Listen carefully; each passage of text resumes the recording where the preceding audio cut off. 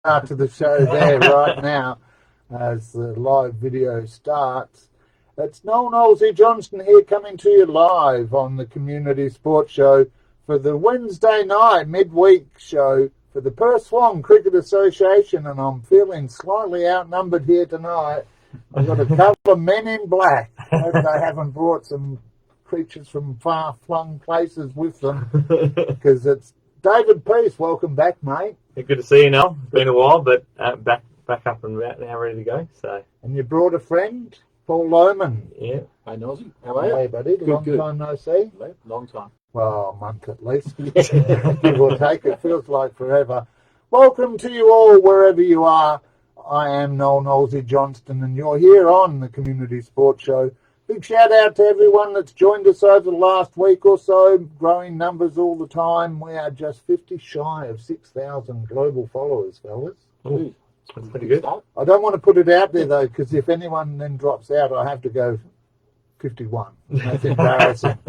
But look, good to have you with us. Good to have our sponsors, ID Athletic, for all your sporting apparel and club merchandise. ID Athletic can help you make you look as good as we are here. And, of course, Mike and Lisa Ash for your curtains, blinds and awnings, because it's getting a bit warm. And our floorings, apparently. Hybrid flooring. Oh, okay, right. I learned that the other week. I spent the first few weeks saying vinyl flooring, so I was corrected there. We'll talk about Mike later. Just a reminder, viewers, you are welcome to comment wherever you like throughout the course of the show. We'll see that on our feed here. Please keep it civil. I know you want to... I've got some questions for the fellas in the middle of the show. Keep it civil. I want to keep the show on Facebook, not breaching the community standards here. And if we get anything wrong, please feel free to let us know. We go by what you put in the system. So if it's there, we'll try and give it a shout out.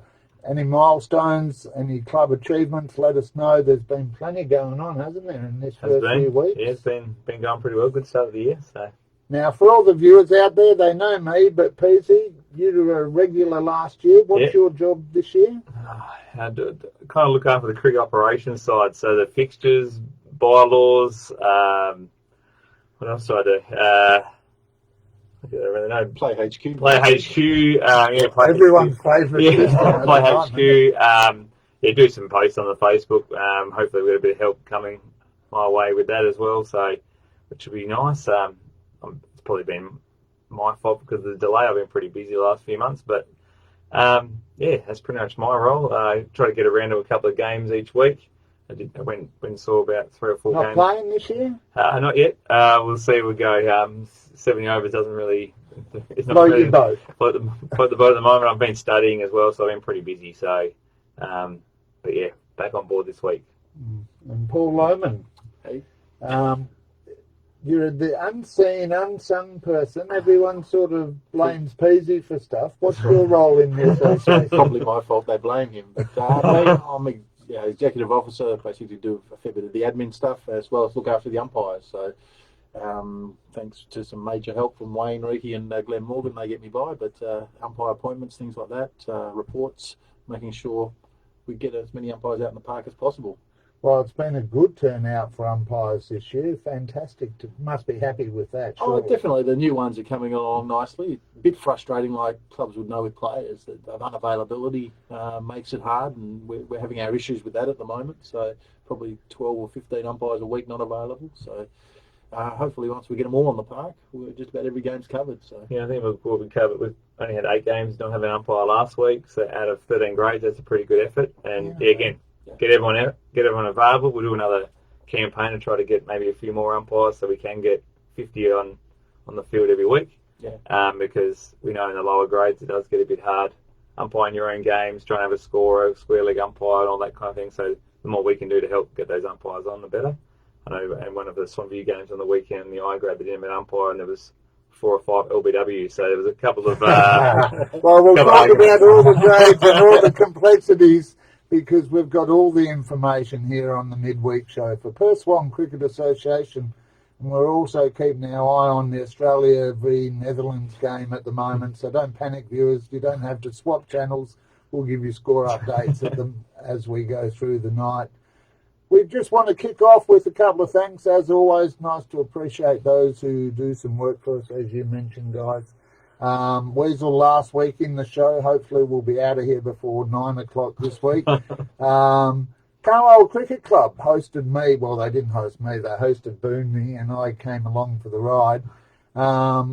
Thanks to Carlisle for having a good night out there. You had Booney at your club too. We did have Booney. It was good fun. We had 85 people there at Brown Park. Booney, I think Mouse wanted to go home, and Booney just kept taking more questions and more questions, drinking a few more beers. But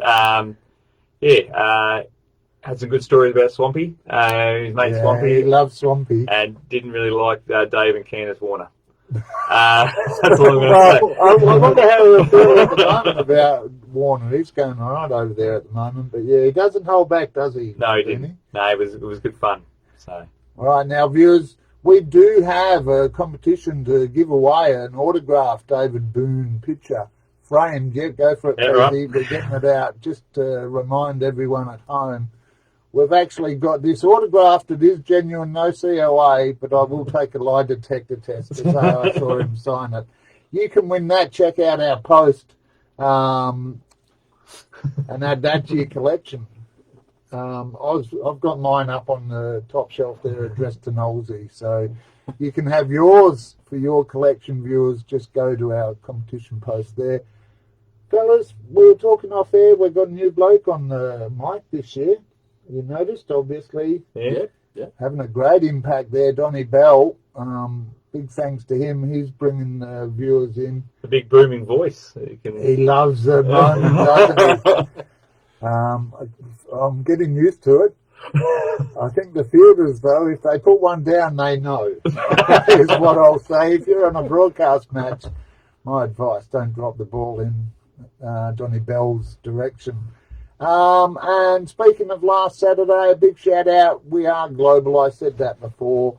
But Karachi in Pakistan, Hawaii in USA, although it's just across the other side of the country, really, and up a bit. Jamshedpur and Brisbane joining us for the broadcast last week. Truly taking local sports to a global audience. And we should celebrate Joel Budgie Norman. He had a win in his 350th. We'll look at that later, Budge. Don't worry, you'll get a mention. And celebrating our stats in 3 weeks, we're over 39,000 people. So well done to everyone out there across the Perth Swan. Starting to take it up, mate. What was the what we were aiming for? I can't. 500,000. Oh yeah, well if we can get 500,000, a few clubs. Credit to the clubs that are accepting co-host requests, and it's a simple thing. The association stepped up, and we'll talk about ID Athletic in a little bit because they are one of our sponsors and they're looking after the T20. We're going to try and boost how we can get that out there. So opportunities abound wherever you are. All right, let's get into it because as we do each and every week, we have how many grades to get through, PZ? 13 grades, yeah. Not that we're counting, Paul. No, Only took me a couple of hours to fix it. It's all good. All right, and he's still doing it. Takes me 6 hours to do the prep for the show every week. All right, let's kick it off with the local loan company first grade. It is a 2-day competition, and Peasy, you've got the scores there. Yep, we'll get straight into it. So we had last year's premiers Carlisle trying to bounce back from last week. Hit 205 off their 67 overs against Les Mooney, so a bit of a grand final rematch there. So not a bad score. SKLP 158 off 62 overs. Hawks Punjabi, good start of the year, but a 1 for 9 off 7. Belmont, after a good win the first week, all out for 170 off 55 overs, and then Swanview 2 for 31, so game in the balance there. And Bayswater Postals, after nearly posting 400 1 week, only got half that this week. They needed 200 off 63 overs against Forestfield, who had a good bet the first game, so that could be a close game too. Good game, and we'll be out at Hartfield Park, so we'll keep an eye on that one this week. Yeah, and some of the batting performances, Damien Shepherd, 77 off 108, batting at 4 for Carlisle. He's a crowd favourite. Yeah, they love him down there. And the milestone man, Colin Devon Centres, 68 of 106, batting at 6. So that coming at 4 for 83 and departed at 4 for 161? 5 for 161. Well, he took him from 4 for 83 to 5 for 161 there on that stat. So good effort there by the old boy. Yeah, no, he's Pushing for a vet spot, maybe. that's it. All selectors of the key eye in the stores. Rishi Solanki of SKLP, 60 off 102 balls, batting at 4. They're veteran now, almost. Kush should be a veteran now. Vice captain, 32 off 119. Opening the batting to set it all up. Down at Belmont, Ben McCauley, 69 of 120, batting at 4 with 7 4s and 2 6s. Probably a lot of the Belmont boys like taking the long handle. And James Hill coming in number 9, just helping him finalise that total with 16 not out off 25, coming in number 9. And lastly, Josh Middleton, Swansea 100 last week. 100 last week to 14 off 29 this week. So a bit of that's a bit rich, mate. Pulling that stat. I wonder where I got that from. Big promotion from F grade 1 days to first grade. So well done, Josh. Yeah, good effort there, though. And so just a reminder, viewers, we've got so many to get through. We'll cherry pick a few. And if you've got some, drop them in the comments if we miss them out, because I don't claim to have seen everything. What's been going on with the bowlers there, Peasy? Yep. So Jimmy Oughton was back into the A grade this week. He got 5 for 25, very good bowler, 16 overs. Hawks Punjabi, very tight apparently, 6 extras. So that's you don't want Joe Sundar making too many runs for the opposition. Well, Sarabit Singh, Bumrah, Hawks Punjabi, 5 for 14 off 10 overs with 4 maidens. So great performance there by Sarajit. Chris Wollaston. One of your mob. Yeah, got a bowl. Looks like I think new captain this year, so they must see something in Wally. He got 4 for 33 off 10. Jeff Barnum 4 for 34 off his 12, and Jason Gill 3 for 62 for Forestfield. But a few wides there, a few extras, 38 extras, 30 wides. So in a 2-day game, 30 wides, you must be bowling off the pitch or over the keeper or down leg side. I don't know. Yeah, we're not going to name too many individual guilty parties, but we will track across the course of the next few weeks where that's at, because with the introduction of umpires and those lines and the markings, you asked me about the impact of the circle on the game. I think the impact of those lines is definitely there, because... Well, it's good the clubs are marking their pitches. Most of them, yeah. Yeah, I did go to one ground in the first round, and they have 2 grounds at their oval, and it looked like they did one end, and they did a good line on the oval, not just 1 metre up the pitch. They did about 5 metres on both of these ovals. Square leg. Then you went to the other oval, and one end was like that, and then the other end had half a line. They must have ran out of paint. So Run out of paint. Yeah, maybe don't need to do it 5 metres on the grass. It can be 1 metre, and then save yourself with the paint on the crease if you're not. Or just stagger it. You know, stop, start. Exactly. You know? So geez, that was clever thinking. Yeah, sorry, Paul, you were going to say? I'll just say, bring on to this week. Obviously, Les Murdich need another 206 for the win against Carlisle. Tough ask, I reckon, but Les Murdich-Mazenod with some good players in there. Yeah. Dave, you'll be up to Dave Kelly with a big one. If he didn't score last week, if he can get some runs this week. Captain's under a bit of pressure, you reckon? Yeah. Hawks Punjabi are 1 for 9, needing another 150 to get across the line there. So that'll be a tough game. I think it'll go right down to the wire. Yeah, SKP, good bowling team. And they bat 1 day style. Doesn't really matter, does it? Some of these teams. Your boys 2 for 31, chasing another 140, PC. Any chance? The president won't be happy if they don't get that. So no free beers on the bar on Saturday night? No, we've got a big night this Saturday night, so we want a winning team going out on the bus. So. Fair enough. And Forestfield 201 at home against Bayswater. If there's a Hillcrest, you'd probably guarantee a win there for Forestfield. I don't know what their ground's like, chasing runs. I'm not too sure if they're playing on the rugby or the other ground. I'm not too sure. So I'm hoping they're on the front Hale Road. Yeah, because they've got 2 grounds there. Both run totally different. So Hale Road can be a little bit slow. So, but yeah, Forest has got a couple of good batsmen, so they'll be backing themselves in. But I think that'll be a close one. 200 runs is normally a pretty good score. So. All right. Well, Oh, yeah, sorry. No, one job. I forgot my job. Jeez, bossy or what? First time in the studio. Just a shout out. We're getting some comments dropping in there. We'll acknowledge those as we go through. Juggy, though, just quickly before we kick in there, acknowledging the young umpire in H grade doing a top job there, and appreciating the fact they've got umpires. So Justin Stevenson, thanks for that feedback. And we'll talk about your comment there, Ranjit, during our herd around the town segment between the 2 days and the 1 day. So keep an ear out for that. Everyone else, thanks for joining us. All right, let's kick it off before Paul starts telling me off. Yeah, well, I gave you no comment there. Second grade, and that's a sign that I've matured, because previously I would have let that one fall out of the mouth. All right, Allenbrook, 10 all out for 124 off 62, a slow, basically 2 runs and over there. Mount Lawley Inglewood currently 35 for no loss off 18, so you'd sort of think that might go Mount Lawley's way, but we'll have a look at that shortly. Caversham, finally, 3 weeks in, get on their pitch. No water, no groundworks. Caversham showed what they can do at home. 9 for 309, and if you don't mind, the first declaration of the season, after 56 overs, impressive performance there up against Ascot, who are none for 23. Well, University, 2 for 30 off 23, chasing Ferndale Linwood's 100. Again, only under 2 runs and over there. So yeah, you look at the 2 games where they scored about 2 runs and over, and then you got Cabby scoring at about 6 runs and over. Caversham, it's a brand new pitch. My juniors played there that morning. A bit grippy? Bit grippy for it was raining in the morning, and then it was grippy. It was weird, and the ball was bouncing all over the place. But you mean the sprinklers were on, or was it rain? No, it was definitely rain. But Caversham found it really nice with 309, so well done to them.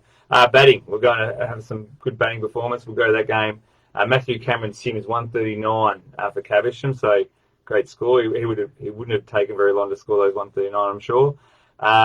At Ellenbrook, Ryland Cannell, they've only made 124. He's hit 71 of those, batting at number 4, so well done to Ryland. Callan Ashed for Ferndale, 21 off 105 balls, and Blade Holloway, 21 not out at number 9, got them up to 100, so I'll be happy with that. But they were 2 for none. They were 2 for none. You're not a good start. That is not a good start. So, but look, I mean, and that's the thing, viewers. Blade there, batting at number 9. We'll give a mention about performances, not just scores. We obviously have scores to look at, but if you have a particular performance that got your team up or saved your team, drop them in the comments, let us know, because that's what it's all about. Cavi, apart from Matt Cam Sims, we didn't get it in on time, so he's the only one getting a shout out this week. Well done, Matty. And in the bowling, we had Josh Grant from Mount Lawley Inglewood, 3 for 17 off 12. And University's Luke Mitchell, 3 for 21 off 12 as well. Some good tight bowling there and a few wickets. And that's all the bowling figures we've had for the week. Yeah, Josh is a good bowler for Mount Lawley. He's a very handy bowler. Again, he'll be on the radio for the association squad, I'm sure. So there you go. Well, looking at this week in the second grade competition, that'll mean that Mount Lawley Inglewood and Josh Crane there and his team just needing 89 for victory over Allenbrook. Going to do it? They should do. Haven't seen their batting. They should do. I did see some of their game in the first game. They didn't bat too well against a strong University, but 89. You'd hope. You'd hope. And of course, viewers, we do put the disclaimer that we have no factual information on which to make these assessments. They are purely for entertainment purposes.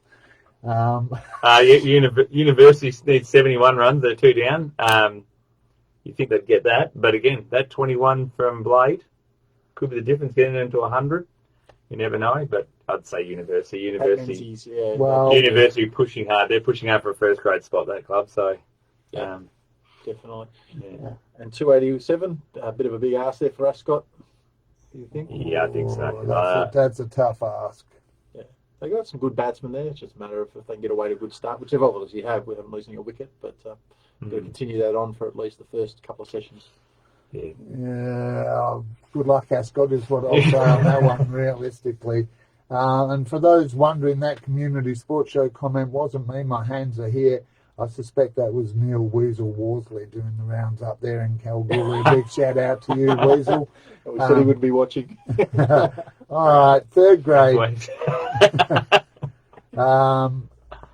Good to have the comments coming through. Third grade, Peasy, run through the sorry.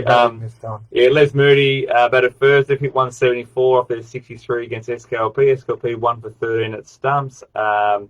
Ascot batted first against Swanview at Middleton. Made 131 off 65. It's a bit slow going there. Swanview none for 8 off 6. And in the last game, Ferndale Linwood 136 off 41. So yeah, get it done, get it quick. And then South Rossmoyne 2 for 51. So they're on their way. And we'll talk about that South Rossmoyne bowler shortly. Yes, indeed. All right, speaking of the batting, as we are now, it was Nathan Rosaire. Talk about old timers. He's a young fella, but he's moving into that upper age bracket. Joey Lee celebrating his 500th the other week. Nathan Rosaire this week top scoring for Les Moody Mazenod with 88 off 167 at number 3. A great knock there, Rosie. Not too sure if Rosie would be happy being put in the same category as Joey Lee. I reckon Joey Lee's nearly old enough to be his dad. Legendary status, Rosie. That's what I'm calling it. All right. But I mean, look, you get that because he came in at 1 for 6, and he was still there. Didn't quite carry his bat, but he was the second last man out at 173. Yeah. So it's just good to see him back. He wasn't there round 1, so good to see Rosie back playing. So hope he's there for the rest of the year. Chris Lodewick with 29 off 57 at 2 as well there.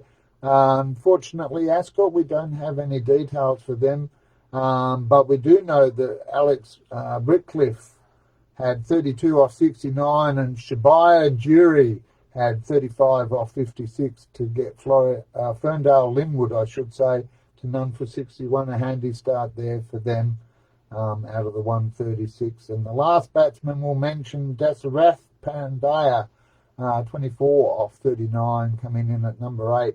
And if you don't mind, included 2 sixes. Nice. That's what you want off your number 8 batsman. Come in, hit a couple of sixes. There's nothing wrong with that. I'm not too. I'm fairly sure that was down down the new over down there at Honeywell, maybe.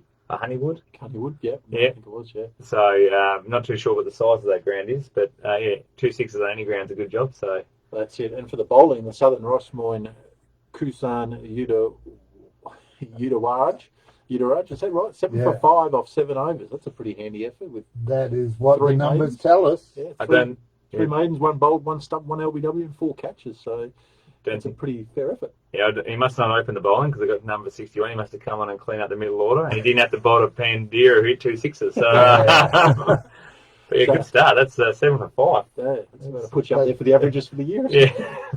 It's all about the averages, as I say every week in darts. That's it. And Harsh Bahat, 3 for 36 off 11. 3.27 runs and over for SKLP. So good tight bowling there. Harsh has been in the bowling a couple of weeks now, so good to see some names starting to come through. Yep. Hang on, you go, sorry. Crazy. No, you go. Quick update, viewers. I promised you I'd keep you informed. It's just ticked over. Australia now 3 for 259. Labuschagne out. Dave Warner still in for all those who love him so much. Bernie will be happy. Yeah, Bernie's probably barracking for English, maybe running out. SKLP this week in the 3rd grade need 161 with 8 more wickets in hand. So in the balance that game there, I'd say. Swanview need 124 to claim first innings there at Middleton. And Fernwood. Ferndale Linwood will be looking to avoid an outright, apparently. Let me get first innings out of the way first. I think it'd be confident. The statistician has come out and said he's calling it. But when you look at that, though, I mean, realistically, looking to avoid an outright. Maybe I should read it before I read it. They've only bowled 55 overs for the day, so you know. I just want to say, Callan, I didn't write that. So look, that is the third grade view. Some good numbers there. Rosie top scoring with the bat, and Kassan just smashing it with the ball. Yeah, there may be a Slater Gartrell going to him this week for 7 for 5, I'd say. Oh, I've heard round town, but I'll save that for a couple more, or one more grade we'll get through. Then we'll have a look at all that sort of stuff. You can do the scores. No, the fourth grade, Bayswater Postals versus Mount Lawley. Mount Lawley batted first, 174, batted all day, 64 overs for that at Hillcrest there. Swan View, none for 63 off 15, chasing after bowling at Ascot for 147 off 56 overs earlier in the day. And Forestfield batted all day at 8 for 172 off their 70 overs. So some pretty good, decent batting performances there. Mount Lawley started well. Last year they struggled a bit. The first two games they just batted out their overs, and they've got themselves around that 170, 180, which in fourth grade is not a bad score. Usually if you bowl a good area, so good start to them. And for them, Eamon Smiley, 58 of 110. I'm pretty sure he made a 50 in the first game as well. So good start to Eamon. And what hit 7 fours in that at number 5. Muhammad Ali got 48, number 7. And then for Ascot, young fella, Cade Meikle, 66 of 131. He plays at Swan Valley in the juniors and plays for Ascot in the afternoon in the seniors. Number 4 there, has nearly scored half the score for Ascot there, so well done to him. And I know in the second innings of the Swan View game, they're number 63, and Neil Doogsy Jones is on 51 not out. So he hasn't wasted any time. So. Well, yeah, I tried to give a bloke the name Rodeo because he scored about 100 off 50 balls. I said he's there for a quick ride, not a long one. But in the bowling stakes, it didn't take, by the way. In the bowling stakes, Jaden Francis doing really well for Bayswater, taking 4 for 32 off 14. That's not a bad economy rate there, 2.28. Tommy Altman, second time in the comments for his bowling, also of Bayswater Postals. He helped out there for Jaden with 3 for 20. And in the Swan View game, Daniel Hill taking 3 for 7 off 9 with 5 maidens. Yep, new player at our club. Daniel Hill's come up from Bow Divers, I think it was. Getting around the boys. He moved up to Midland last year, or around the Midland area, and didn't really know anyone. And just sent us a message, or he met one of our blokes, and they said, come on down, have a go. And he's fitting nicely down the club there so far, so it's been good. Bayswater Postals, great start in fourth grade. So they only had 1 2-grade team last year. They've now got 2. They put it in there and had a really good win in the round 1. And this week they need 175 at Hillcrest. So that'll be interesting. Hillcrest is a good place to bat. If you're going to chase down runs, that's the place you want to do it. We're all not in the game. You get 400 nearly hit there last week. Swan View need another 84 to claim a first innings win, and that'll probably be 3 from 3 in your 2-day grade, the way it's going there, mate. And, hopefully. Ferndale Linwood chasing 173 for victory against Forestfield at Ferndale Reserve. That'll be a interesting chase. It'll be a close one, I think. No? Yeah. Again, as we said, that 170, 180 in a fourth grade game. Nervous. Yes. Yeah. Always good to have runs on the board, but well, I say that, but the trouble is, and we'll start to get into the one day shortly. It's not always guaranteed. No, this is true. A couple of hat tricks coming into the comments as well. Good news, Des David. We'll talk about him in a moment as we get to the Vision Day call first grade. But it's time for a new segment we've introduced, Heard About the Town. I'm always said to the boys, I hear things. The voice of the people, no, I've heard. That's the rumour. Don't start that. Roofing nosy. But look, it's just about you, viewers. If you have comments, thoughts, questions, then certainly we appreciate your time coming in here. And we mentioned last week that Neil and I couldn't answer everything, so we'd get the association in. So maybe should have watched last week to get ready. So that's well, hopefully you're prepared because we've got some questions and there's some in the comments as well. Yeah. But first of all, we want to talk about the fact that you mentioned just a moment ago awards. We've Yes. got awards back. Yeah, awards are back this year again. Autobarn, Mechanical and Electrical Services, mainly the Midland store, but you can take these vouchers to any store around WA. So if you need your car service, go and see Autobarn. They've got a $50 voucher each week for one of the players, and then Intersport Slater Gartrell in Midland has another voucher as well, $50 per week. I think you did question on the Facebook Player of the Week, and then we have 2 awards. It's more performances of the week, so there'll be it won't be just A batting and a bowling performance. or it can be. If there's there's 2 guys at 150, they're probably going to get it. Or if there's 2 guys that take 8 they'll probably get them. But I think so far it's been a batter and a bowler going through. And I think last week we had Lindsay Natty from Caversham. He took 8 for 30 in the second grade, so well done to Lindsay. Yeah. He got the Autobarn Award, and the Intersport Slater Gartrell Sandeep Prasha. They were chasing a massive score against Forestfield, and he hit 103, and his mate, I think Harmon Dillon also hit 100. They put on trying to run partnership. So unlucky to Harmon there. Yeah. He only got 102 not out. Unlucky, so. 1 run. Jeez, brutal. All right, so that is true, and we'll keep abreast of that. Will you be deciding? I didn't mean to throw you under the bus. How is it? But everyone asks me, what do I got to do to get it? Yeah, again, so we look through them. If there's a couple of close, I may ask for a bit of an advice. But I think even this week, I think there's 2 clear winners of the awards. So I'll mention them now if you like. Sure. So Matt Cameron Sims, 139 in second grade, was the highest score of the round, and that's a fairly good score, 139. So he can have the Autobarn Award. And I think the 7 for 5 that was mentioned from the South Rossmoreland guy, I don't think too many other bowlers are going to get better than 7 for 5. So, Kasun, you do war rage. I don't know how to say it, but you do war rage. There's enough rage out there. Jeepers, big shout. It's 7 for 5. Again, I'll stop. Yes.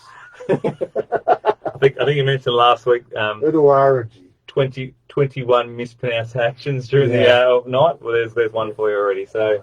Sorry about that. That's all right. We do it with love. The boys out there all know that we have a crack, so it's nothing personal. And if you want us to get it right, please send it in phonetically. I'm open to that feedback. Yeah, definitely. All right, now, Peasy, a couple of things have happened. We spoke briefly about the laying of the pitch. Unfortunate circumstances for Caversham in round 1. Association moved it across, or it was moved across to Bennett Springs. Yep, that's correct. And then week 2, there was water on the pitch that has attracted lots of comments, I shall say. But the Shire, again, letting them down. But what was the ruling on that? That was a bit of a precedent. So we had this situation happen, I think, the season before at City Beach. City Beach versus Bullsbrook. Again, it's not a club's fault. With the sprinklers, again, if it becomes a consistent thing, we will the club will be liable, because really we'd hope that Caversham would ring the Shire and say, hold on a minute, why are your sprinklers coming on at 12 o'clock in the afternoon? Yeah. So in this case, it was deemed a draw. That's what we did in the past. Again, disappointing for everyone involved. I think everyone wants to play a game of cricket on a Saturday, but if it does happen again at Caversham may lose the points in that game. So, but we understand one-off. It's not their fault. They can contact the Shire. I did have a very good conversation with a lady from the City of Swan today for about 25 minutes. Yeah. She goes, do you have 2 minutes? And it ended up being 25. But we did talk about City of Swan, their grounds, some future options. So there's going to be redevelopment of Jackman on the card? No, that wasn't mentioned. But we did talk about 2 brand new ovals out of Dayton. They'll be ready for from round 1 next season, which is great. They're going to have another new oval in Henley Brook.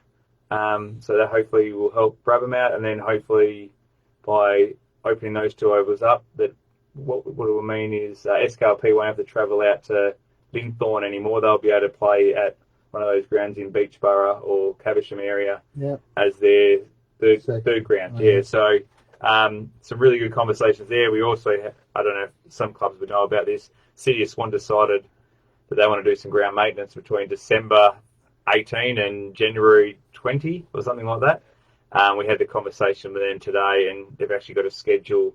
So they'll do the ovals, which are senior ovals between the 18th and the 5th of January.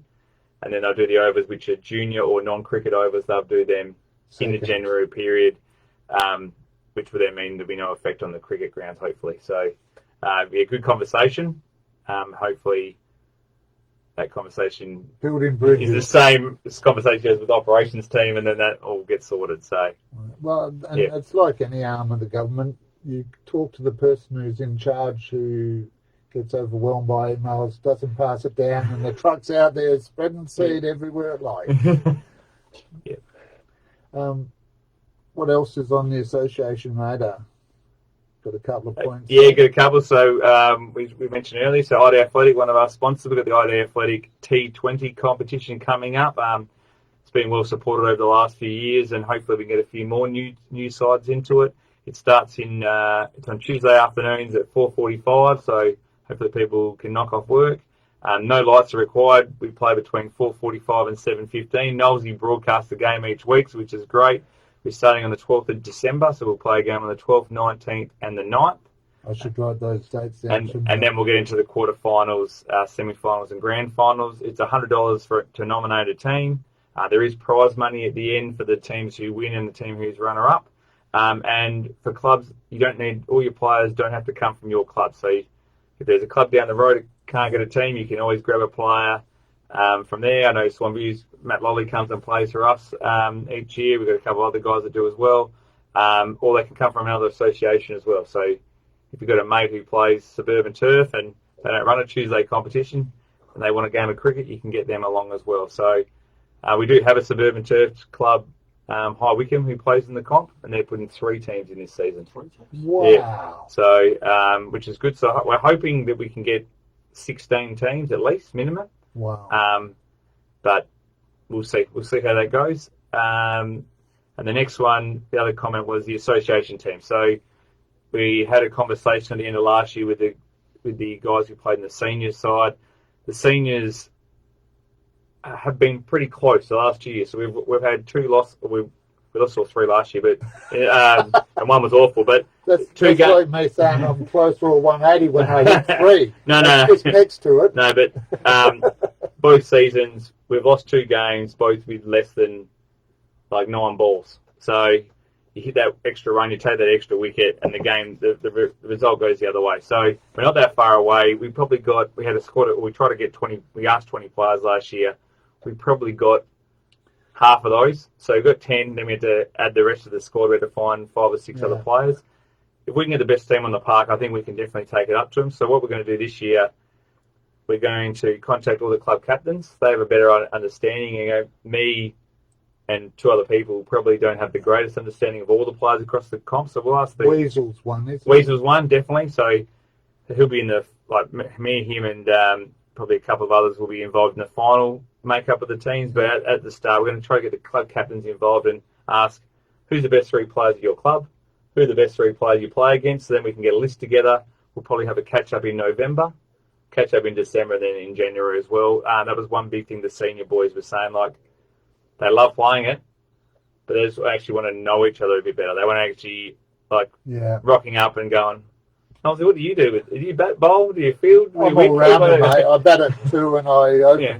So we don't actually know. So we want them boys to get together and really get around it. So we'll hopefully have a catch up sometime in November, and then you get the boys around each other, and hopefully we can have a good carnival this year. We'll do the same with the Colts. It's a lot easier this year with the Colts because I can see everyone's birth dates on Play HQ. Before I had to download lots of reports and try to work out, was he born in 2018 or was he born in 1913? I'm not too sure. Some of the dates were really bad. Where this year it's really good. So and the vets the same. We'll open up the vets this year. Last year the vets, because they won the year before, we kind of gave them a bit of a free ride and let them have another year. But last year they let us down. So we'll slip it up again and we'll try to pick a team we can win. Tough crew, the association. Total fire ban out there. Be careful. No, got a lot of backlash last year for the Vets team. because they were the They didn't rollovers. because they didn't win. So Well, if other people think they can win it, we'll take them. yeah, and there's a few, I'm not mentioning any names, but a few moving up into that bracket. Just one more thing before we catch up with Australia. Actually, we'll do that now. Peasy, what's the damage? 5 for 282 or 41. So still 9 overs to go. And we've got big Glenn Maxwell, Big Show, and Cam Green in there at the moment. So they could definitely pole on a few runs in the last 9. Talk of 400 might be a bit stretching. Premature commentator's curse is real. But on the upside, Dave Warner out 104 there, so... Good form. David Boone was given.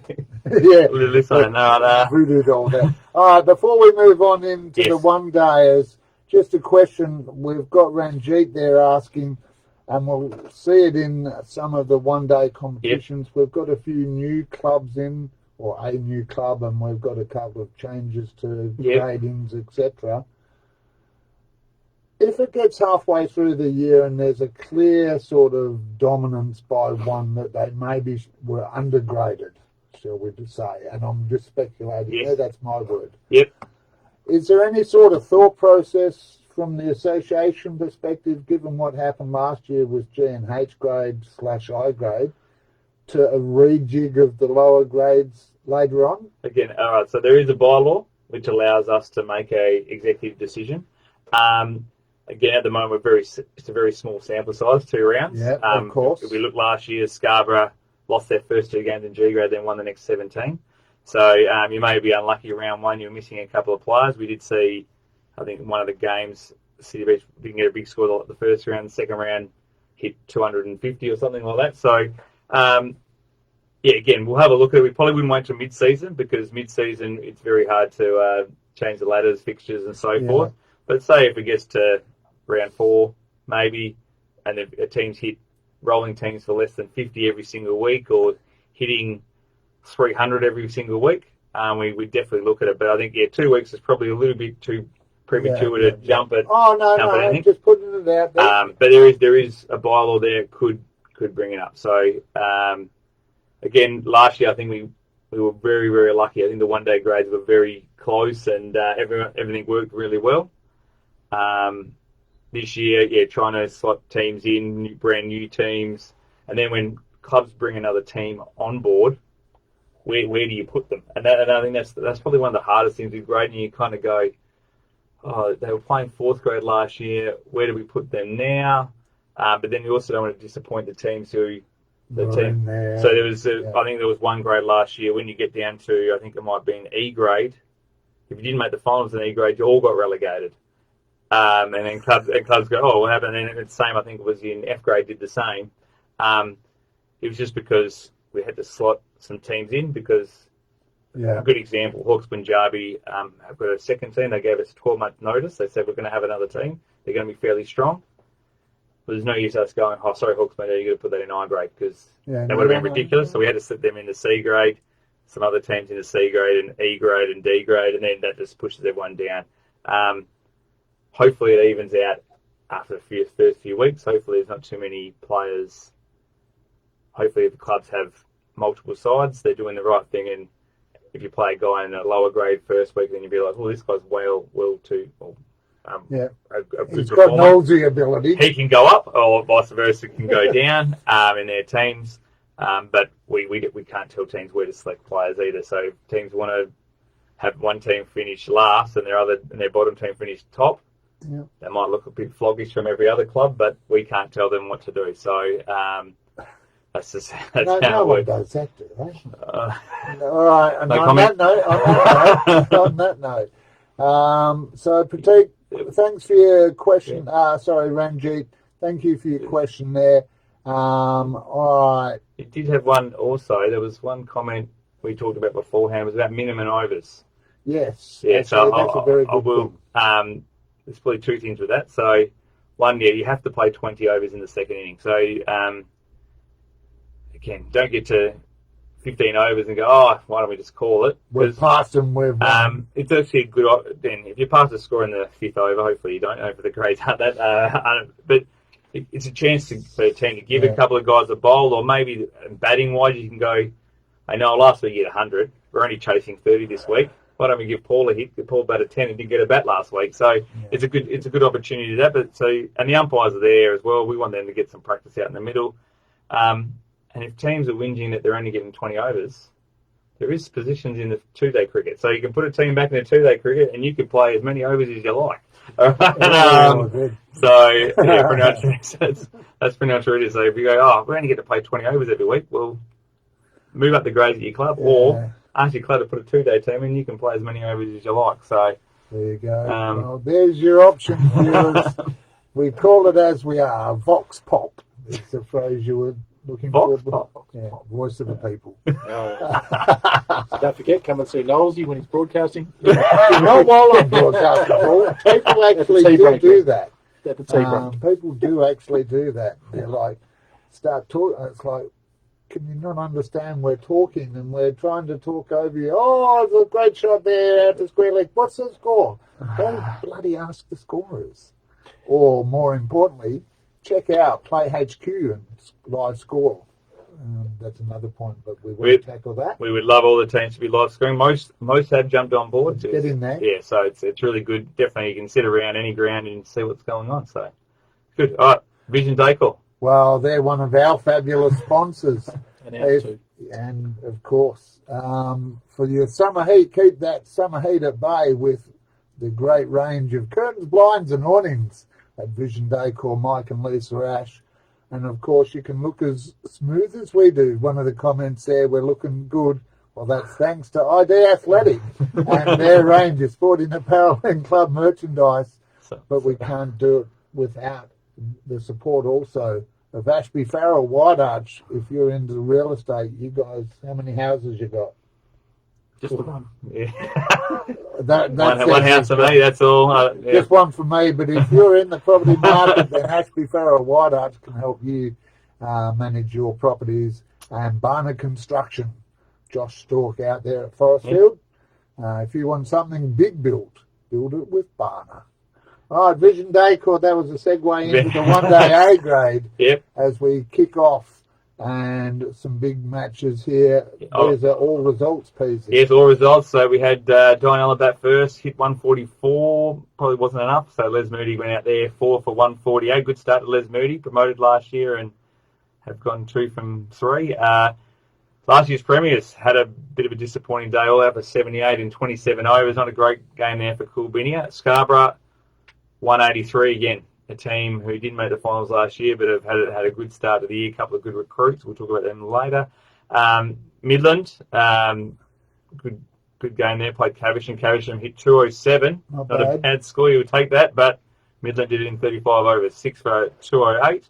And in the last game, Mundaring, who struggled in the first 2 games, come out and hit 6 for 240. And Helena Valley, who had a bit of a disappointing start, did have a disappointing start last year. Lost the first 5.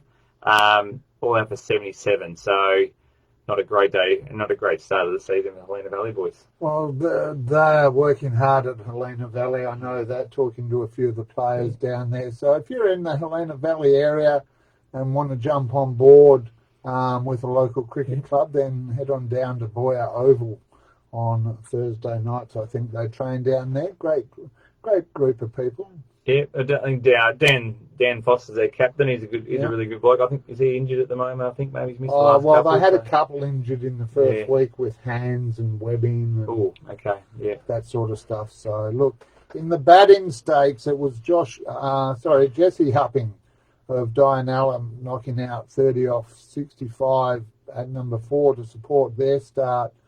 Ryan Mack and Bailey O'Keefe, the captain and vice-captain, getting them off underway there. Big shout out, good to see family connections, always good to see community cricket and the families coming through. 3 Huppings in that side, there's 3 Phelans in Glen Forest, there's 3 Huppings in Dianella. Jesse, Tyler and Zach, big shout out to you. Scarborough, well, Jack Joy is back and he's bringing lots of joy to his club there. 52 off just 21 balls, if you don't mind. Bang, bang, bang. Batting at number 3, Dave Spencer, 27 off 25, going to run a ball there. Bit pedestrian compared to Jack. Jack's not one for running between the wickets, but hits a mean ball. But for Scarborough, we talked about batting and consistency and getting the runs on the board and chasing them. Scarborough last week lost their last 4 wickets for 3 runs. Cool. Never good. And they went from 3 for 125 to 5 for 127. So You never want to lose them in clumps. You No. lose one, try to consolidate. There was no consolidation Yeah. there at all. there was lots of clumps there.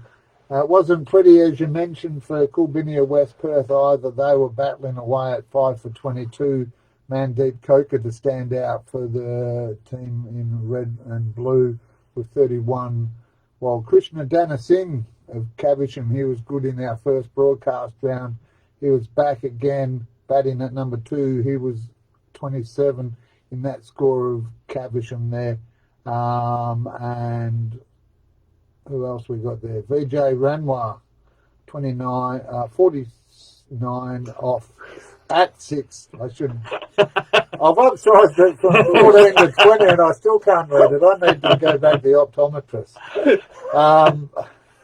Sukhvinder Kipple, 41 at 7, and the score of the match there, Gaganpreet Singh, 45 runs at number 10. Now, this next one, I'm just not sure if this is real, and this is why I put the disclaimer in there. If there's anyone out there that can confirm, Satish Insan, 1 not out, came in at number 4. That's Holding up you talk about pedestrian. That's going backwards almost. The other guys must have been going at a good rate. If they made 207, I guys made 1. Gotta get 4. So yeah, I've got a feeling that might be a Play HQ issue. Yeah. Sorry, Satish, but that's what you got. And the last couple there, Hamza Ali, 76 off. Batting at number 7 for Midland. Salman Khan, 50 not out, batting at number 8. Steve Nimmo. I'm surprised his knees are holding up. Oh. He can't be running many singles here because he hit 83 off 80, including 13 fours and 1 6. So running clearly still not one of Nimmo's things. I'm guessing it was 4 6s and probably 1s out to the boundary, I reckon. Yeah, 1's the boundary. No. And I've got to give a mention I think it was 2 weeks ago, Anthony Wills of Mundaring, batting with his son out there. Well, he wanted to, but unfortunately, Hunter was out. And Brad Partridge, 32 off 28, the other bowler, batsman. Yeah. Hunter, a very handy cricketer. I think he had 90 odd for Midland Guildford in the under 15s on Saturday as well. So Really? Yeah, well done to Hunter. In the bowling, for Les Murdy, Andrew Robinson, 3 for 26, and Pat Carney, 2 for 21. While then at Coolbinia, Nirabai Sohi, 4 for 26 off 7. In the field, they had 5 different catches. So catches win matches. Well, if you can get halfway there. Yeah. Scarborough, Dan Del Preti back at Scarborough, 4 for 15 off 7 to continue his good form. Another one you might want to have a look at for the, it'd be almost vets now, wouldn't he? I think he'd be in the senior side, I think. And Matty Scales, a spin bowler down there back at Scarborough as well, 3 for 11 off his 4 overs. Malik Gelfam, 3 for 38 off 7.5 overs for Midland. And Chris Barker, 4 for 44 off 8 for Helena Valley. So some good all-round performances in the ball with the ball there. Yes, good. All right, this week, got some big games here in round 4. We've got Les Moody Mazon, who started very well playing Mundaring, came off their big score. Are we going tips as well, Nolsey, or we just Sure, let's one word. I'm going to go Mundaring. Yeah, I'll take Les Moody for that one. Yeah, I'll take the Les Moody boys. Coolbinia West Perth at home on the slanty pitch against Midland. Coolbinia are going to bounce. I'm going to go there and bounce back. Pitch, you mean? I'm taking Midland. I think they're in really red hot form at the moment. Yeah, I've got to go Midland. Yeah, 6056. Scarborough and Caversham at Bennett. Bennett is Bennett Park. Yeah. I'll go Scarborough there. They've recruited well. Yep, We've got some players back anyway. Scarborough for me also. At Scarborough, if they can get it, like as you mentioned, Del Preti and Joy, be a good match, this one. That's my match of the round in the A grade, I reckon. I think it will be, yeah. And the last game, Helena Valley versus Dianella. I think Helena Valley isn't going too good, so I'll go Dianella to win that one. Yeah, sorry to all the guys down there in Blair, but I have to agree. Yeah, make it 3. All right, let's have a look at the B grade. Plenty of comments coming through. Big shout out to you all wherever you are. Just a reminder, if you've got a comment, a status, shout out or a milestone as we go through the grades, drop them in there because we've had a couple in there and one of them is going to come up in this mentions here. Yeah. This grade here, very close at the moment. All games have been really close. I think everyone's won a game bar one team, and then there's one team who won 2. But I think it's the game's been going out of wide. There's been a draw. There's been a couple of 3-run matches, so really good. So we had Glen Forest in one of those 3-run matches. They hit 159 off their 36, so out a bit early. But Yocon was chasing 9 for 156. So was that your broadcast game? That was indeed the broadcast game. Right in the last ball? It wasn't the last ball, but it was... well, we'll talk about that in a moment. All right, okay, I'll leave that one. Sorry, I jumped in too early. I'm in discipline. Coolbinia 143 off 36. Carlisle too strong there. Good start for them in B grade. 6 for 144. So they'll be trying to push to maybe go to A grade next year. Brabham 148. Bit of a slow start so far this season. Midland 9 for 192. Too good there. And Forestfield 9 for 188. And then Mount Lawley just fell short 158. So yeah, some good matches there as you mentioned, Pacey. Yeah. And in the batting, we got Tarquin Mars, 57 off 56, batting at 3 for Glen Forest, in good form there, coming in at 1 for 8. 24 extras apparently was the second top score there, so good old Xavier Trask going along nicely. For Yokine Kilbra, Yogesh Sharma, 59 off 111, opening the batting.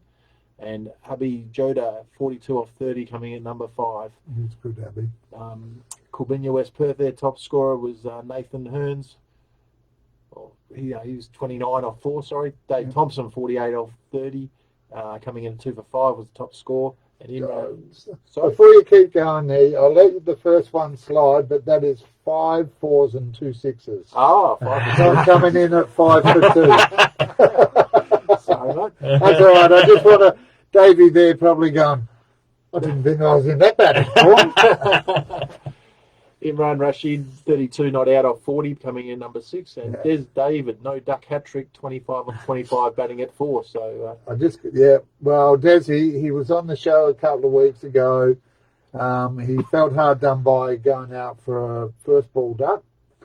Last week, not this week, just gone, the one before that, he got a 4-ball duck. So last week's show, I just put him on notice about the hat-trick of ducks in 3 consecutive I think you've got a weeks. comment there about his 1,000 runs or something for the club on the Facebook group. 25 off 25 coming in at number 4. Desi David took my words to heart and said, I'm not having that. And as a result, he's passed 1,000 runs, and I think the number 1,000 runs, 100 wickets, was it? Something like for the club? 100 wickets and 1,000 runs. So well done, Good Desi. achievement. Yep, good work there. Four batsmen in Midland got starts in the 30s. Dylan Tucker, 38 off 23. Jay Hyatt, 30 off 63. One West, 31 off 20. And Brad Saunders, 30 off 62. So all getting starts. And also Kane got 28 as well. Well, Kane Jeffrey, I'm just doing that because going back to the old days, Paul Jeffrey, his dad, part of the Midland team there, was part of it's after 7 o'clock, isn't it? Yep. It was part of the old Midland district side, and I Captain Kane's dad way back in the back of the brickwork early 90s, boys. back at part of the brickwork boys. So. John Paul, 51 off 34. No relation to Logan. No Logan Paul. Opening the batting, Sibian Matthew, 32 off 36, coming in at number 8. And for Mount Lawley, Zach Dansvitz, 39 off 36, batting at 4, and Roland Matthews 31 off 37. So a lot of batsmen there getting away to good starts. No big scores, but certainly a lot of starts there. Well, I think the thing with that is that where you've got that group of players getting in the 20s and the 30s, they're starting to be able to put it together, and the lower scores we see as we start to go through have been where there have been those clumps, to use your term, Pacey. There's definitely, I know looking at the run sheet for later grades, there's not as many people to mention. Second half of the show, be quick. We'll get into the bowling. Yogesh Singh, he's on fire with the ball on the bat so far this year. He got 6 for 23 off his 8 overs. Yokai and Pilbara try to use him. All their players have a bowl on the weekend. He used 8 of their 11, so very nice. They're sharing it around. Zane Struthers from Glen Forest, 2 for 13 off their 8, or his 8. Will, I'm guessing that's Will Maddock, 2 for 25, and Eli Liz, 2 for 43. For Carlisle, we had Sachi Singh, 4 for 24 of his 8. Davey Thomason, 3 for 25 with his spinners. Now, there's 3 of them. All Patels here. All the Patels here from Brabham. Mayak, Natish, and Darsil Patels all got 2 for Brazil. For Brabham. Dylan Tucker, 4 for 33 for Midland. Nick Winburn Cobb, 5 for 23, so good work, 5 for there. His 8 overs, and then for Forestfield we had Bitson Baby, both some nice spinners. You'll see him this weekend, and Varum Manjuran, 2 wickets there for Forestfield. Yeah, Bitson Baby, he's a good bowler. Yeah. Well, I look forward to seeing you in action, Bitson, because the match of the round this week will come to in just a moment. But other matches this week, Mount Lawley Inglewood up against Yokai and Pilbara. I think this one will be a close one. Mount Lawley Inglewood have been close a couple of times. Yokai and Pilbara also just around the mark. Yep, close game. I don't know. I'm going to go Yokai. Yogesh says on form. Yeah, he's in some form, but I'm going for the Panthers. I think my boys can get across the line this week and get one on the board. So you're a Mount Lawley Inglewood person? We didn't declare that up from earlier viewers. Notice he kept that quiet. Always. Well, never mind. And who's your tip, Ozzy? Well, of course, I'm impartial as always, but I'm going to back Mount Lawley Inglewood at Hamer there. I think they're due for a win. Next match, Midland taking on Coolbinia West Perth. You'd think Midland.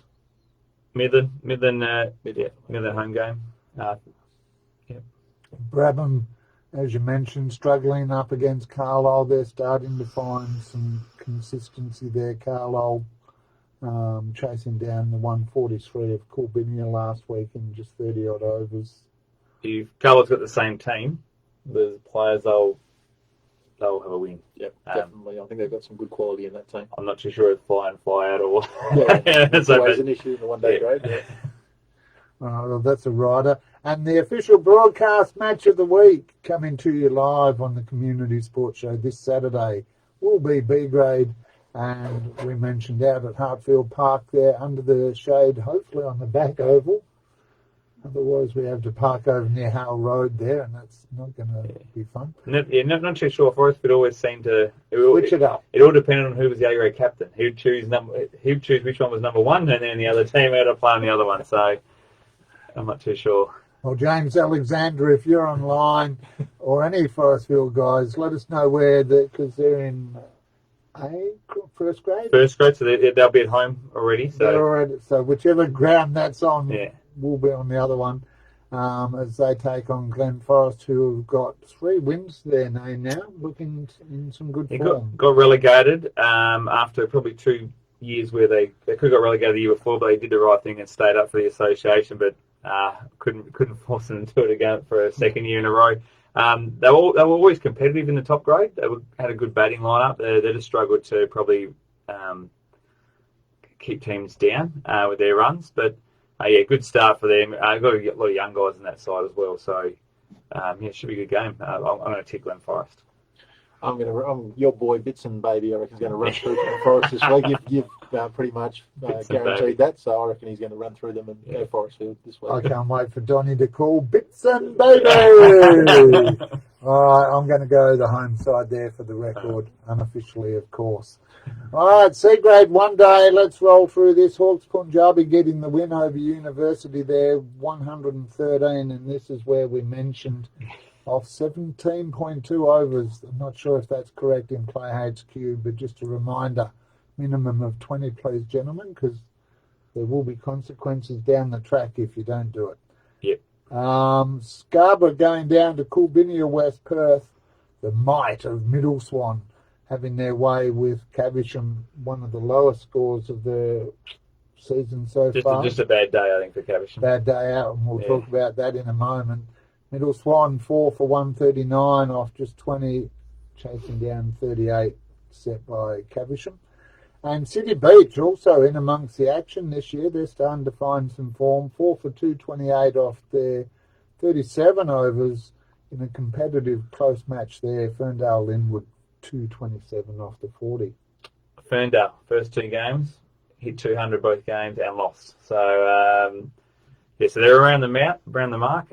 So hopefully they can get around it and maybe get some bowling practice in, take some catches maybe, and going well.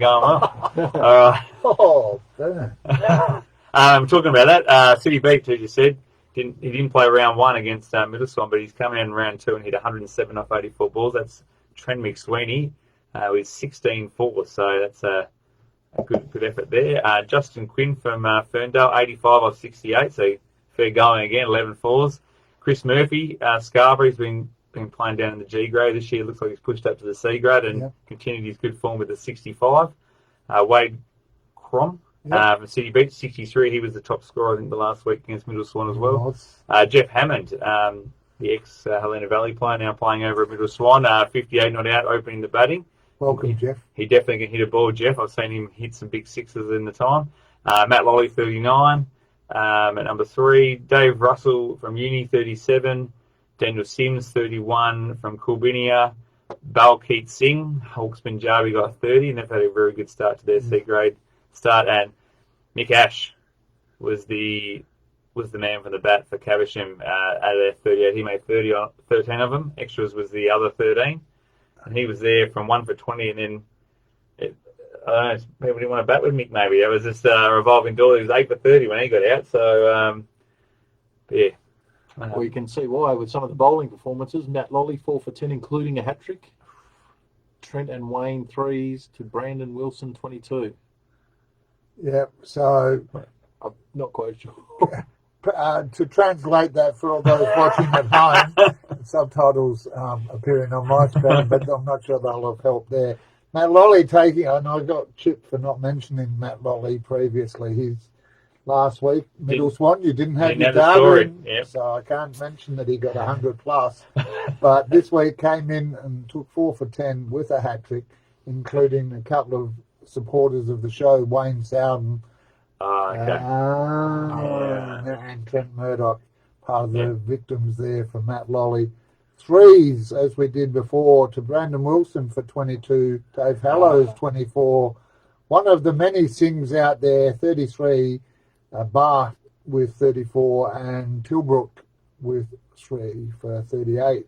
City Beach, we mentioned before in one of the other grades, only 9, I think it was, but City Beach just giving away 5 extras. That's fantastic. Definitely with the wild lines and the one days, to only have 5 extras is a great close game too, so that makes all the difference, doesn't it? Well, out of a score of 227 for Ferndale Linwood, to just have 5 of those from the bowling team, they've really had to work for that. Yes, they have. That's right. Well, this week we see Hawke's Punjabi take on Ferndale Linwood in a hometown derby almost out south of the river there.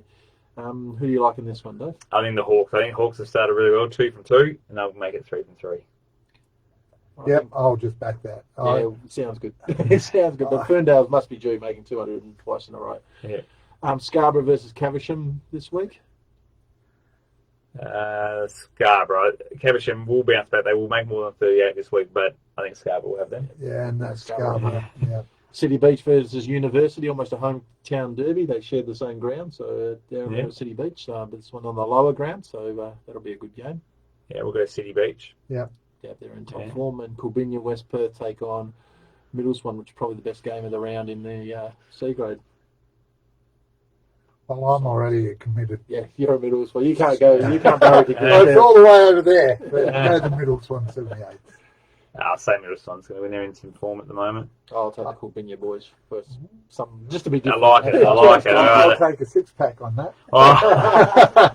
Well, Curtis owes me a few. So. But there were questions earlier, and we were talking at the club. There were questions about Middle Swan coming down from the 2-day format into the 1 day and not suiting us.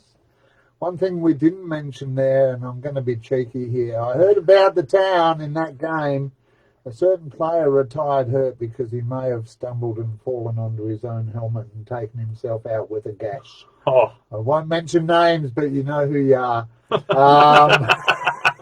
Retired hurt. Check the data there. All right, Division D grade, I should say, or D division, maybe. I don't know why you call it divisions. Anyway, D division for 1 days. Southern Rothmoyne all out for 109 off 33, defeated by Allenbrook 208 there. SKLP up against Glen Forest did it relatively comfortably, but I don't know that you want to be that comfortable. They felt comfortable. Glen Forest just 110 off 36. 9 for 112 off 34 SKLP. Keeping it exciting. Darlington, they're in some good form. They're one of the clubs that's up and about at the moment.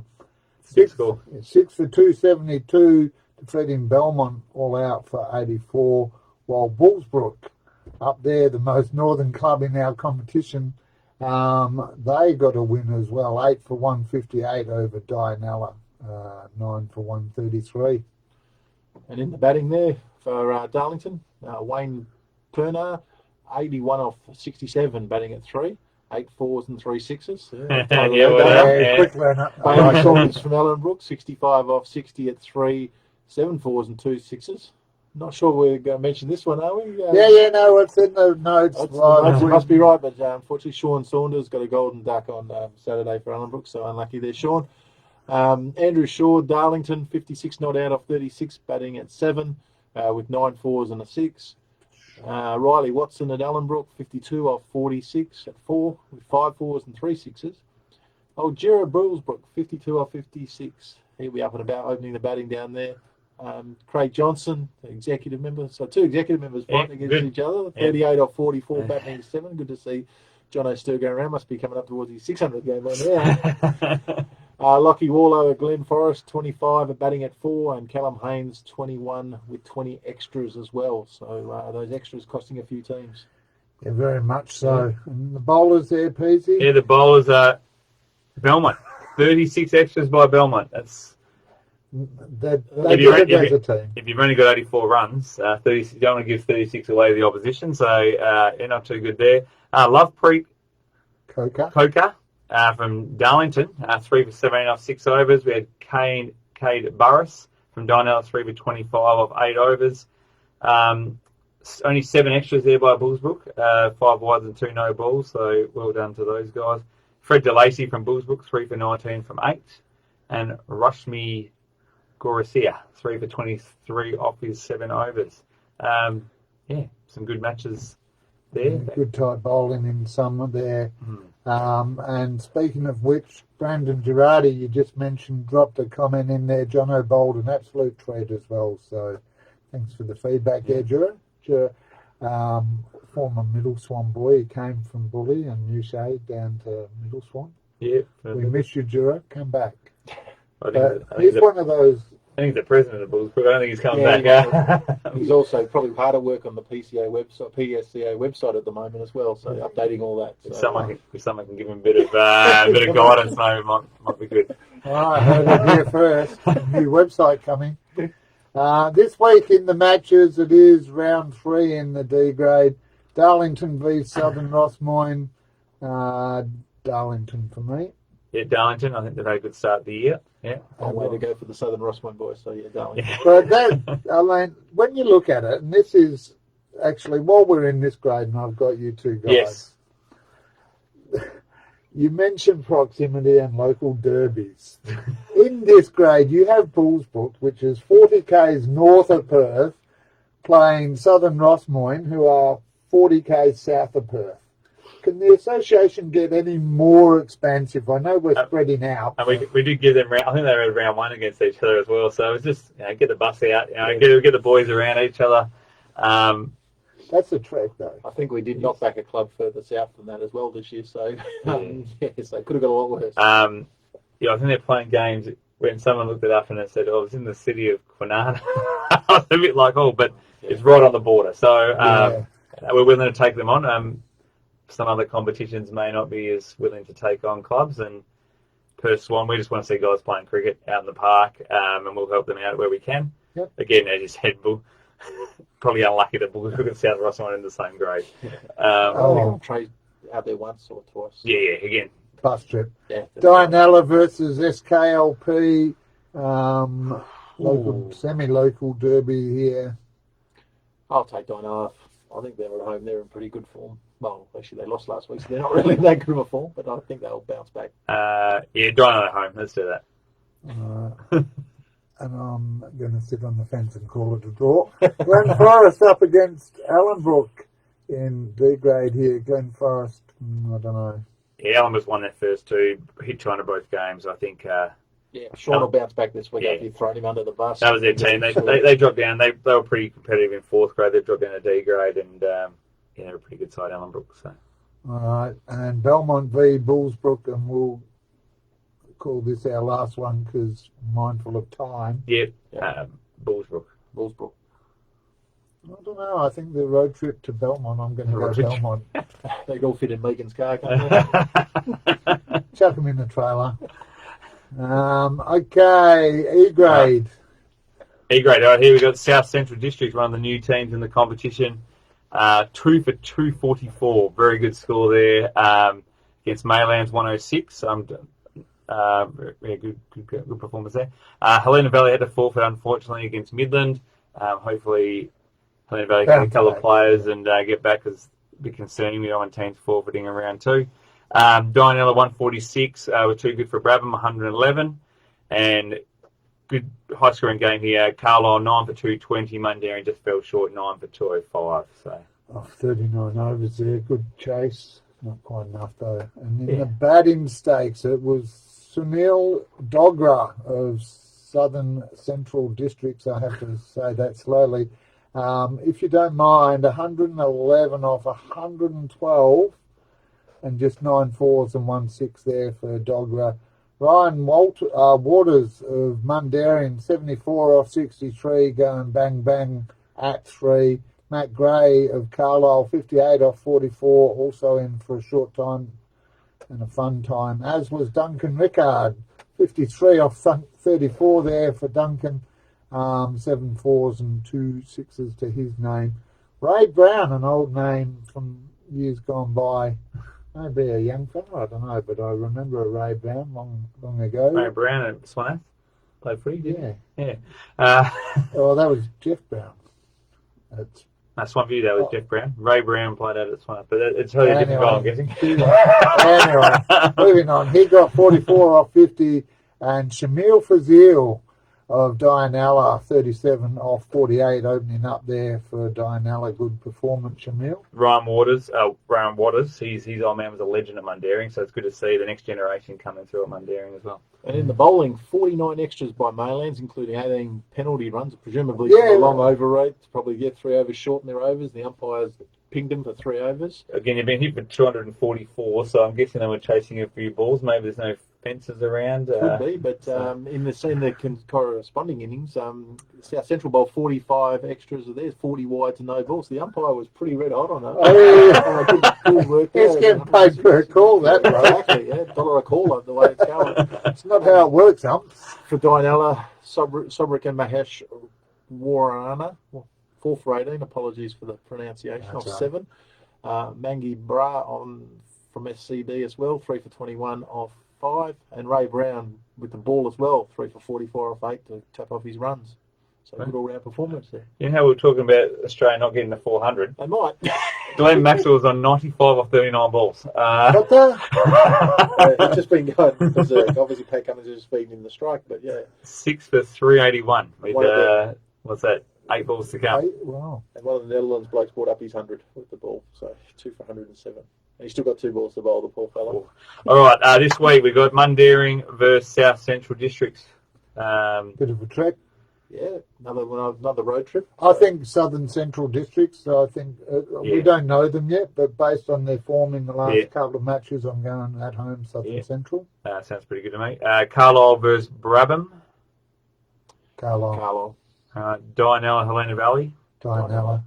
And Midland and Maylands. Midland. So, Look at that, good work. Everyone at home. Pretty cool. We do love you. as much as we love our sponsors. ID Athletic, Vision Decor, as well as Ashby Farrell White Arch and Barner Construction. Thank you all. Ryan Vella longer accepting the challenge there and says hopes to prove us wrong. Well, Ryan, Please do. We'll There you see go. how that goes. F grade. Yes, mate. What's Yeah. happened? All right, so we've got Yukon. Yukon Pilbara only got 78. They've had a good start of the year. Their first two games getting rolled for less than 100. And Swansea young team, the team average age of 19 years old. They've hit 5 for 266. A lot of, we've got selling 7 15-year-olds in that team at Swansea. So they're gone. They've reckon senior cricket's easy, hitting 250 both weeks, but they'll get a match up when they play Western Wolves. Western Wolves have bowled. They've dominated with the ball both games. They've got SKLP out for 83 this week. Got Yukon out for nothing the week before. So they're 5 for 87, chasing after 21 overs. Les Moody had a bounce back with a good win, 6 for 132 against Caversham 129. Bit slow the scoring both teams there, but got the win for Les Moody. And Ascot 9 for 97. I'm guessing they were all out in 33 overs. You must have had only 10 players. Yeah, and Mount Lawley 198. They've started well in the F grade there. Okay, with the batting there, we've got from Swanview, Jake Hatton from 86 from 80, batting at 5, 13-4, so good true junior tradition, keeping it along the ground. Yeah. Coached well. Out for a golden duck last week, so good bounce back. Yeah, it's all about the week. Greg Smith, 78, not out of 56, batting at 6 with 11 fours. He brings the average age up to 19. And Alan Anthony, 40 off 62, batting at 3, holding the ship together. Lockie Eames from Mount Lawley, 88 off 124, opening the batting with 9 fours. That's what you need, a good start. Brendan Scott at Caversham, 72 not out of 124, batting at 3. Good. Jeff Grisnick at Ascot, 53 out of that 97, with up 84 balls, batting at 4. And a couple of good names here. James Thomas-Sally, 50 off 110, opening the batting, and Joey Lee, 34 off 27, batting at 7. So a couple of veterans down there. Played a lot of footy with Joe. Ash Cooper at Mount Lawley, 32 off 42, batting at 7. And Graham Edwards from the Western Wolves, 29 off 29 in their run chase. Isn't that Les Moody Swansea game around 1? I think Swansea was average age was 19, and I think Les Moody was about 52. All right. Well, and I mean, Alan Anthony was the one I was thinking about before when I mentioned Anthony Wills. Oh, Alan Anthony, yes. Alan Anthony coming in, he's just 14 and 42 off 62 at 3. Yeah. He's had a massive season. I think he's hit 80, 40 in the seniors, he's 80 and 60 in the junior under 15. So he's on fire, that kid. So beautiful. And in the bowling stakes for the F Troop, it was Ascot serving up 39 extras, never quite what you want. 25 wides there. Yukon Pilbara though said we can match it, and matched it with 38, including 34 wides. Well, talk about being all rounders. Jeff Grisnick. 4 for 29 off 7. Just 2 extras in that effort there. What did he make? He made 53 not out. Yeah. He's taken 4 for 29 and taken 4 catches with the gloves as a keeper. So, Jeff Grisnick, share the ball around. Give someone else a bit of I think Jeff needs to move up the grades. Well, no, Jeff is part of the backbone there, holding. Yeah, and he runs. He's the guy in Croatian Mediterranean Cricket League. Yeah. Taylor Croft, I suddenly realised it was me doing this bit. Yeah. Taylor Croft, 3 for 4 off 4. Lucas Corbett of the Western Wolves, 3 for 10 off 6.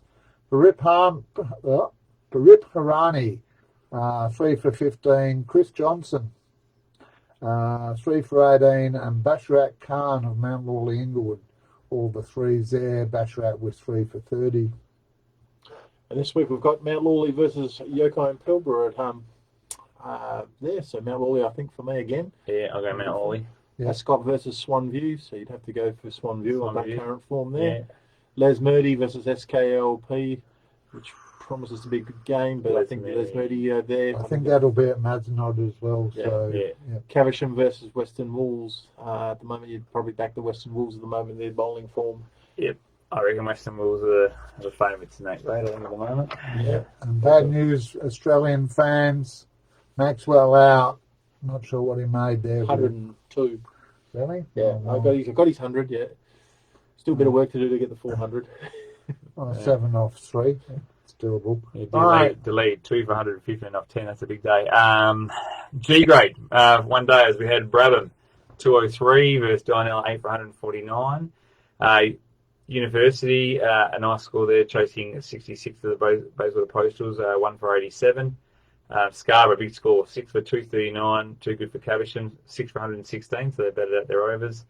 And Ellenbrook, 7 for 185, and Forestfield all out for 44. They've struggled the first 2 games, but the good thing about them, they put another team in 2-day cricket, so it probably weakened their lowest team.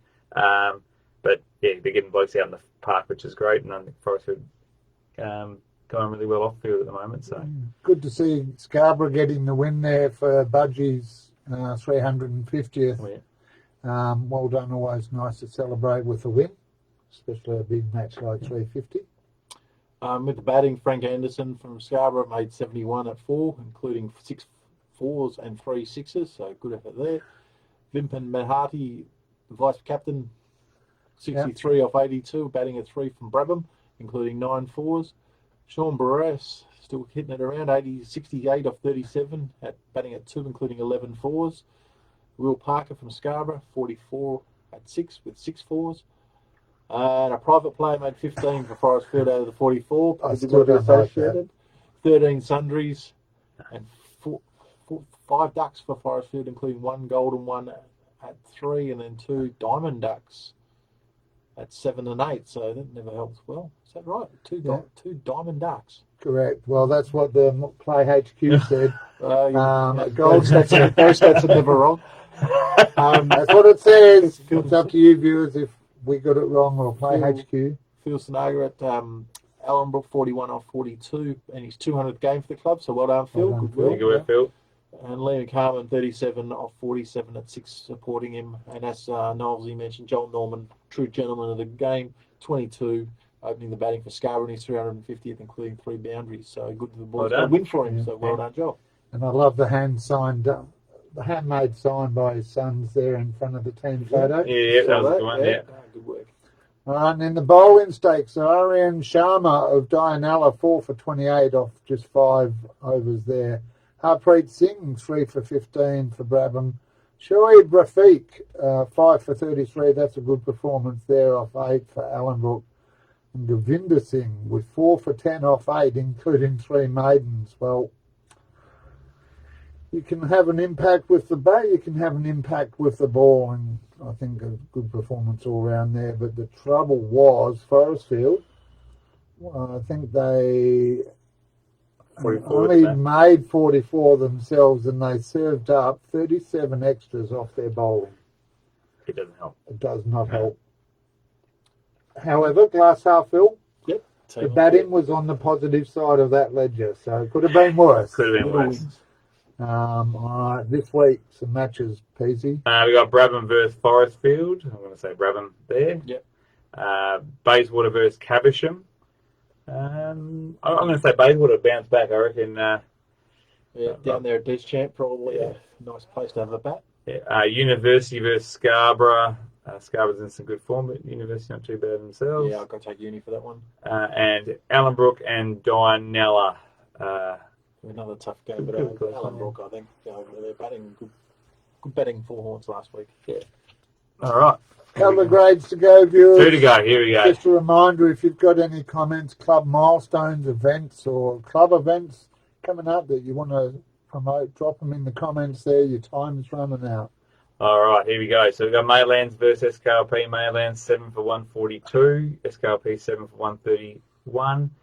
44 extras in that for SKLP.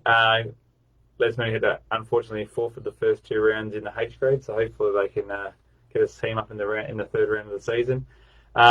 Middle Swan had a good win. Ferndale batted first, so they were for 76, and then Middle Swan 2 for 139. And we had not really 7 overs to spare. So Mount Lawley 7 for 150, and then Corbinia 6 for 151 in the 33 overs. And in the batting, we had Amos Robinson from Corbinia, 51 off 69, opening the batting. Xavier Miller at Maylands, 44 off 90, and he was run out, I believe, batting at 4. Juggy, 44 opening the batting. Do you know who Juggy is? No idea who You're just Juggy is. reading that, aren't you? Yeah. No idea who Juggy is. He commented I'll before say you're there. probably unlucky. We probably know who Juggy is. You're the one reading it out. So. Sorry. Just the way the world works. No, I didn't mean to throw you under the bus. Big shout out to Justin Stevenson. Good to have you back involved in cricket there. Nick Peake, 41 not out, batting at 4. The old man of Mount Lawley, Adrian Hoffman, 36 up 86, batting at 3. And was the last man out, so he'd be in the ice bath all week. Adrian must be about 60 by now, and looks like he's about 40, hasn't aged a day. That's a compliment. Yeah, it's just the hamstrings are not the best these days, though. I have the opposite problem. I'm only 40 and I look 60. But maybe you can drink from his fountain of youth, mate, because he's definitely got it. A lot of just for men. AJ Kang, Middle Swan, 32 not out. I don't know what that means. 22 sundries for Middle Swan was a top score for Ferndale Inwood. So a few teams need to work on their bowling and their extras. Yeah, it's certainly proving costly. Some easy bowling stats here. No one across H grade got a 3-for. Lots of 2-fers. But this week we went for 3 or above, so unlucky there, H grade. Sharing the love. Sharing the That's love. good. 36 extras, talking about that, to Coolbinia West Perth. But the fielding stat of the week goes to Middle Swan's Alan Bain. Talk about 60 going on 80.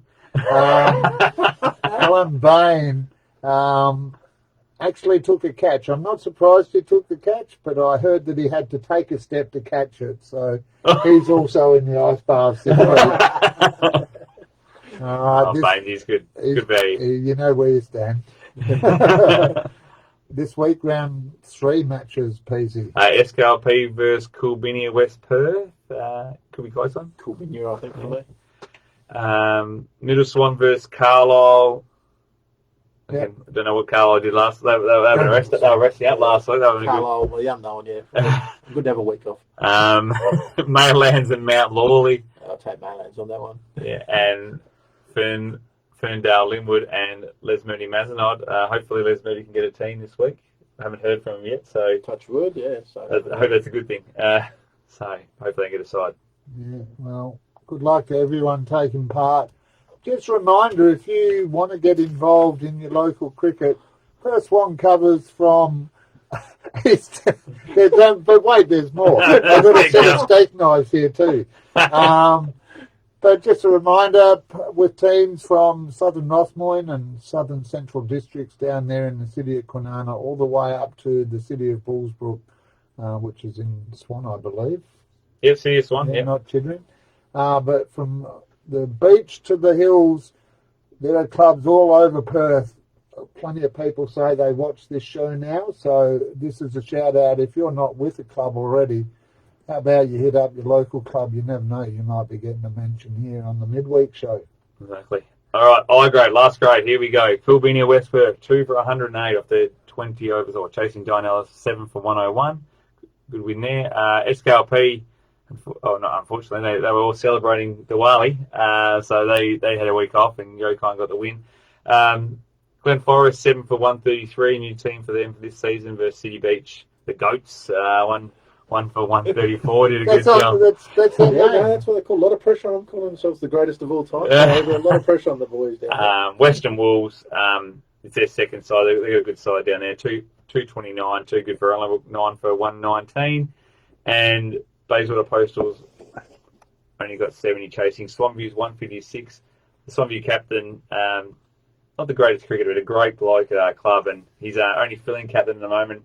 He was very, very excited getting the win, his first win as captain, and he took his first wicket as well. So, who was that? Because he's not going to get a mention. Marcus Bernheim Foster. Two dads. He is a legend of a bloke. His cricket ability, he's working hard to get improved. That's a good lesson right there. Do the one defenders, and in the batting, it could make a difference. Like Hamad Masgood of the Western Wolves, he made 91 off 95 opening up there. Adam Duffy of Coolbinia, West Perth, he was 53 not out, while Anthony Fisher of City Beach, 50 not out as well. A few not outs in a row here. LB Dennis of Glen Forest, 44 not out, Well, Dave Jamison, the captain of City Beach, he is the biggest goat on top of the hill there. Big job there. He runs both games, yeah. 42 batting at number 1, while Arby Singh, 36. Connor Standish of Allenbrook, he knocked out 26.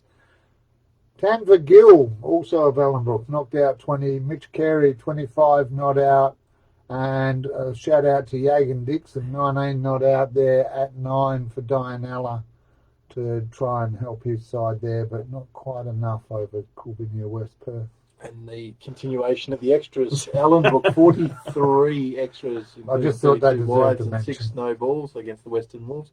Tom Condello from Coolbinia West Perth, 5 for 22 off 6.4 overs, great effort there. Tanvir Gill back up with the batting, I think he made some runs, 4 for 44 off 7 and 2 catches in the field, so good day out for him. Darren Thompson from Glen Forest, 3 for 11. And Mitch Carey, 3 for 13, both off 8 overs. So good backing each other up there. Luke Redmond from Allenbrook, 3 for 17 off 4 overs, and no extras there. Not bad considering they had 44. Jackie Wadanwani from the Western Wolves, 3 for 21 off 8, and Goping Nathan also from the Western Wolves at 3 for 24 off his 8 as well. So some good bowling performances there. Yeah, good all-round efforts, I think. Right. Yep. All right, the games of the round. Here we go. SKP versus City, the Goats, the City Beach. You got to be the Goats. Got to be the Goats. Can't lose. Yokine Pilbara and Dianella. That'll be a good game. Yokine, I think. Yeah, Yokine going for back-to-back after the forfeit. Glen Forest and Allenbrook. Oh, that's a tough one. I think. Now I think this is where the feelings are. So Yes, it is. Yep. I'm going to call them out. I've seen a couple of them all listed as vice captains. Step up, fellas. If you can, Glen Forest for me. I think Allenbrook will win that one. Western Wool versus Swanview. Yeah, well, let that one through the keeper, Peethy. And Coolbinia Bays were the last game, mate. Yeah, we'll go. I think we'll go Coolbinia West Perth there. Coolbinia home ground advantage, very important in high grade. I think they'll take the The curator might just. Yeah, I think they're playing home and away, home ground and away. How's that work? Well, they play at Yokine South, or with a share ground with Yokine. Yeah, so pretty much there's that 5 grounds in a row there. So Coolbinia, that team gets whatever's not getting used. Oh, well, there's the love. Speaking of the love, we've shared it throughout the night and we're on the last page. So thank you to everyone who's still with us. It is an hour and a half plus going in. So we might need to retweak the format ever so slightly once again. But hey, maybe we need to look at doing an hour and a half and I negotiate with the receptionist about a 6:30 start. I don't know. Yeah, maybe, possibly. I'd rather start early and finish later than... Oh, it's all right. Yeah. I don't know. Yeah. Well, again, we want to give everyone a shout out. I don't know. It's not like we've done. It's not like we've done like 1 wickets. We're doing 3 wickets plus. So and 30 plus. So it's not really like you can just get any smaller. Oh, good thing people can watch it at their own leisure during the day. Oh, I'm sure we'll be putting this up Thursday night on their big screen. The Noel's midweek show. Yeah. Oh, and that is the burden of responsibility when they say, but you tipped us or you didn't tip us. That's why the second half of that one day as I just sat there quietly and let you do all that. Look, fellas, PSCA,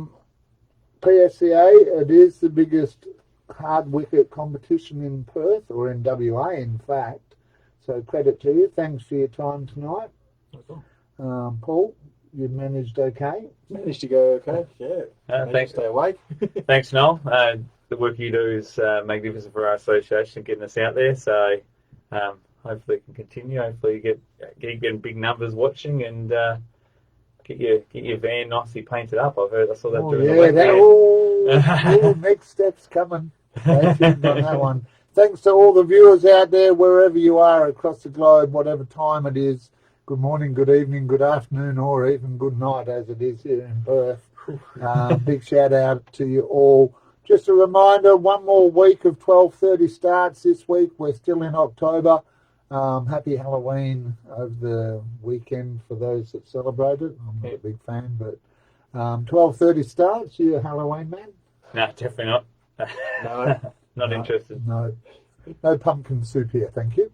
And just a reminder, get your data in, get all your players registered. There were less blokes called Phil this week. That was I didn't see too many fill-ins. There wasn't a lot of blokes called Phil, no. We'll see if Helena Valley plays again. I think their first round they had 8 fills in the team, so it's hell to call. Actually, it's one of the easiest to call there. And I can tell you, Australia finishing 8th for $3.99, so 400. Yeah, they got a 99.4% chance of winning. Apparently, I'd like to see who the 0.6% chance the Netherlands are going. I tell you what, they'd be paying some good odds. They'd always gamble responsibly, viewers. Some events, if you've got events coming up at your club, like Bernie was at Swanview and Carlisle, Diwali, I know Hawks Punjabi are celebrating Diwali this weekend, I believe, with a Diwali party. So if you've got any events coming up, let us know if you reach a milestone. Lots of clubs are taking up Belmont's lead from last year and seeing more and more photos and videos and stuff like that. If you put a post up and you sort of do a match report, feel free to tag us in there so we know who to include in here. And we have some context for some of those things that we see there.